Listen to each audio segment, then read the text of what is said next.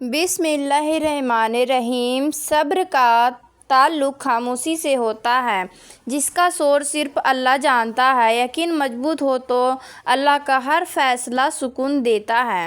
لوگوں میں دل سے خوشیاں تقسیم کیا کرو، یقین جانیے بیماریاں خود ہی ختم ہو جائیں گی۔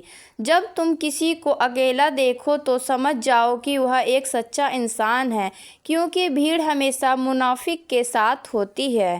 رسول اللہ صلی اللہ علیہ وسلم نے ارشاد فرمایا، صدقہ کرنے سے مال میں کوئی کمی نہیں ہوتی۔ صرف روٹی کھانے سے نہیں، کسی کا حق کھانے سے بھی روزہ ٹوٹ جاتا ہے۔ جو سہنا سیکھ جاتے ہیں وہ کہنا چھوڑ دیتے ہیں۔ تمہاری جو حالت تنہائی میں ہوتی ہے وہی حالت قبر میں ہوگی۔ فاصلوں سے کبھی فرق نہیں پڑتا اگر رشتوں کی جڑیں مضبوط ہوں۔ یا اللہ، دعائیں چھین لینے والے گناہوں سے بچا۔ یا اللہ، امید پیدا کرنے والی نیکی عطا فرما۔ آمین ثم آمین۔ ہر آزمائش اللہ کا فیصلہ ہے اور اللہ کا ہر فیصلہ بہترین ہوتا ہے۔ برا وقت بھی کمال کا ہوتا ہے صاحب، جی جی کرنے والے بھی تو تو کرنے لگتے ہیں۔ گھر چھوٹا ہو یا بڑا، مٹھاس نہ ہو تو انسان تو کیا چوٹیاں بھی نہیں آتی۔ سکون اس بات کا ہے کہ لوگوں سے بہتر مجھے میرا رب جانتا ہے۔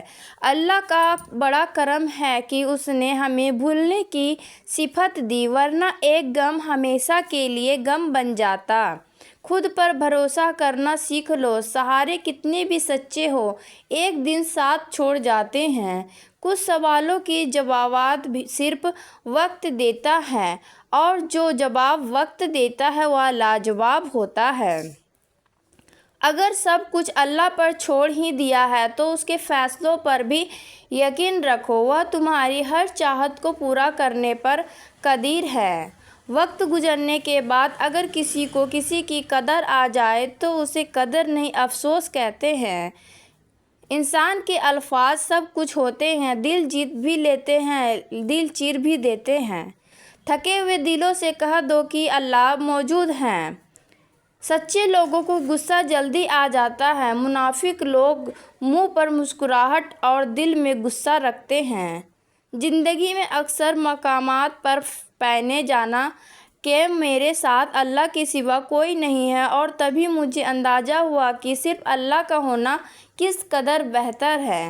جب آپ مشکلات میں ہوتے ہیں تو اکثر سوچتے ہیں کہ اللہ کہاں ہے۔ یاد رکھو، امتحان کے دوران استاد ہمیشہ خاموش رہتا ہے۔ معاف کر دینے سے انسان کی اپنی روح پاک ہو جاتی ہے۔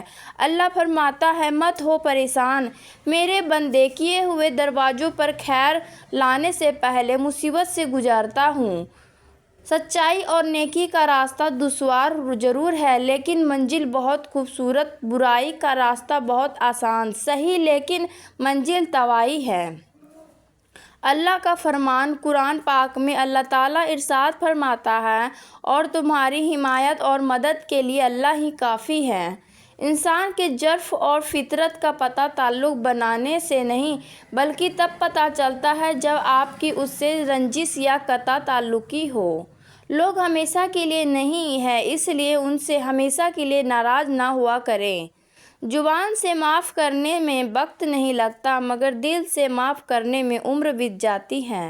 دعا مانگتے رہا کرو، اللہ آپ کی دعا سنتا ہے اور اس کا جواب بھی دیتا ہے۔ سنو، اللہ سے مانگ کر نہیں روتے، اللہ سے رو کر مانگا کرتے۔